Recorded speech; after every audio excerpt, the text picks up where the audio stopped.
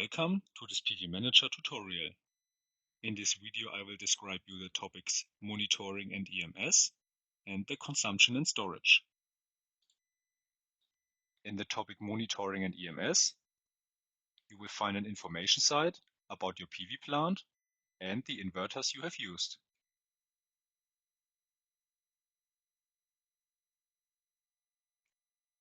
When you click on Roof Group 1, you can select your monitoring system if you want to have known or if you want a manufacturer-independent solution, like here, the systems from Bluelog.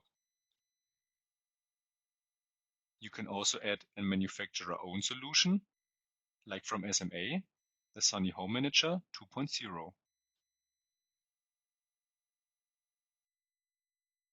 In the topic consumption and storage, you can see the forecasted annual yield and the forecasted energy output.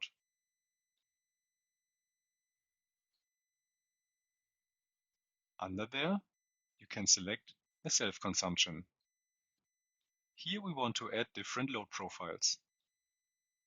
In the drop-down menu, you can find different profiles, like a private household or a trade in industry.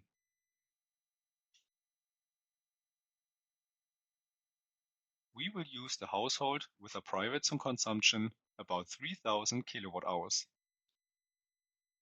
After you type that in, you can see the degree of independence and the percentage of self-consumption without a storage system or with a storage system.